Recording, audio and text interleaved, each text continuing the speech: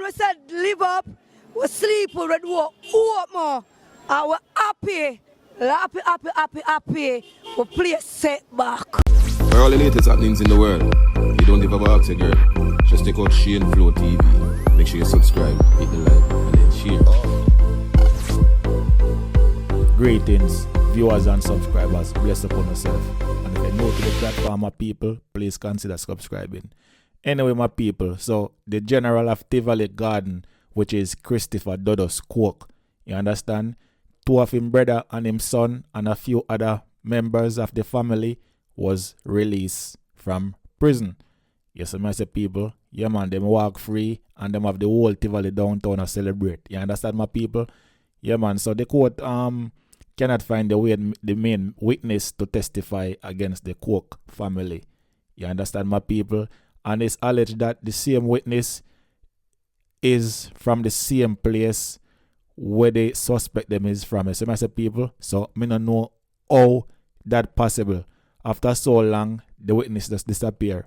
You understand my people? The two main witness disappear and the police have no track of those people. Them not seen a politician done yourself, them see the done. Before no start talk, or no try understand. Like all of them innocent.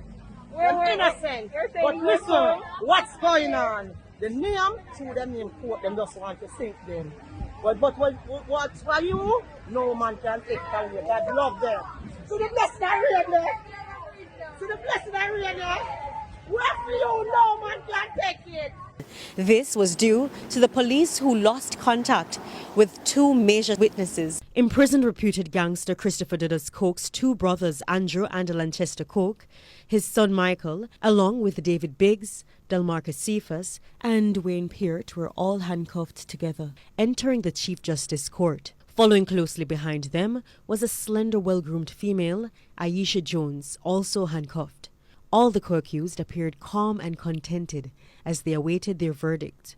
Upon hearing their charges were suspended, they appeared unmoved, but occasionally exchanged glances between each other. What the knowledge does, it doesn't free the accused in terms of an acquittal. What it does, it causes a pause in the proceedings, conditional on the availability of the witness. We were not communicated with and told that they were having difficulty finding the witness. Factored also into that is that the particular area where the witness was located, which is the same area that the accused are located. Outside the court was a dramatic contrast as their friends and relatives anxiously awaited the verdict. Andrew Livity Live Up Cook was one of the names that was on the lips of most onlookers. You see when we said live up, we sleep, we do what more. And we're happy, we play setback. Thank you, Father Jesus. Who could it be but you? Psalms 91. Cars honking profusely to show their joy, along with a few bikers who continuously revved their engine, further riling up the crowd. The police spent close to 2 hours making sure the crowd remained orderly and on the opposite side of the street. When I say walk free, I not literally say the case has thrown out, you know. You understand? The case is not thrown out. The case just is on pause for a little while. So I don't know if they're going to get in touch with the suspect at a later, not the suspect, the witness at a later time. But for now, the case is just on pause. So that's why they released the suspect them. Anyway, people, so check out what the lawyer said towards the case.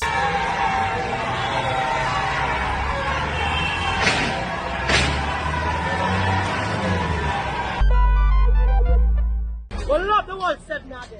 Who are you saying now? Who's the saying now? Cephas. What you're saying, he's innocent? Them innocent. Cephas, the whole of them innocent. Them innocent. But listen, what's going on? The name to them in court, them just want to sink them.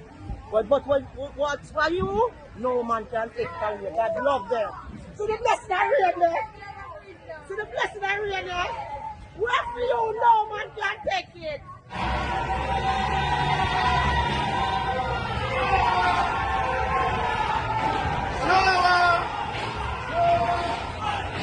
It is our experience that when you have cases where sometimes the accused are well-known people within their particular community, and the witnesses may reside in the same community, and you factor into that the fact that the witness may have indicated, though it was offered, that they do not wish to go on the witness protection program because this is a voluntary situation, then the prosecuting authorities and the police especially, who are on the ground or in the trenches, have to make the best of the situation. Very often the prosecution has to play the hand that it has been dealt. So in this particular case, when I looked at the file, discussed the matter with the deputy, looked at the detailed opinion, we have one choice or the other, one option or the other. Whether to put up and offer no evidence because we don't have the witness, or to enter a conditional nollie to give the police more time to try to find the witness. Now, my understanding was that this witness had made himself available up to very late last year. Now, I have said often to the police, when you have matters of this type, it is critical to make sure that there is high quality witness care. It is unfortunate that in this case, the prosecutors were not made aware that that which we had endorsed our file with late last year in clear case management hearing, that the witness was available and they were in touch with the witness, that in the interim, when the matter was set for trial earlier this month, or was it last month, we were not communicated with and told that they were having difficulty finding the witness. Factored also into that is that the particular area where the witness was located, which is the same area that the accused are located, from time to time may have disturbances, for want of a better word, or let me call it disturbances which may make the environment unstable. We have had the experience where when that happens in other cases, witnesses relocate for their own security. So if it is that the police on the ground were not in touch with the witness, and sometimes even when they are in touch with the witness will relocate without leaving a forwarding address or without contacting the police authorities. And it has happened where we have made diligent efforts. Once we have been given sufficient notification, we work with the police, and sometimes we have been able to get the witness. Sometimes we have had to get the witness and put the witness in protective custody and bring the witness to court. It just depends on the particular circumstances. So it was just unfortunate that the witness, let us put it this way, could not be found. So I had to make a judgment call.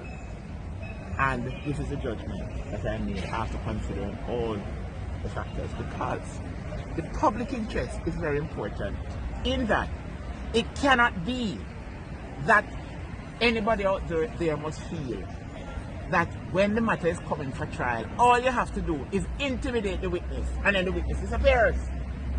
That is not in the public interest, because once a crime has been committed, the police have reasonable cause to suspect that they have gathered evidence, then the public interest and their belief in the credibility of the administration of justice will be enhanced by the fact that they see matters coming before the court and they are properly ventilated and somebody is found guilty or innocent. There's no time limit. There's no time limit. So I believe that the learned judge reconsidered the area in terms of the law on the area and recognized that once the DPP enters a knowledge, that discontinues the matter. And remember that subsection 6 of the Constitution indicates that no authority, no person or authority can meddle with DPP's discretion. But as I have indicated to you before, whenever the DPP makes a decision it is always open to the accused or the defense or any attorney acting on behalf of the client, where the client has been affected by the DPP's decision, to take the decision and judicial review. So much so that we have several units at the office, cyber crimes, we have anti-gang, and we also have a little judicial review unit as well, which is headed by a deputy, because we have become accustomed on occasion to appear. Not necessarily to just go to the Attorney General's chambers as we used to do, and as we can do to ask them to represent us in judicial review. We now make our own appearance and represent ourselves, and we have done pretty well there too, if I do say so myself. So, you know, the beauty about the law and the practice is that all stakeholders have access to the law. And the beauty of it is that the rule of law, as I like to say, is alive and well in Jamaica. And let me put it this way. I think what happened today is a triumph for the fact that the rule of law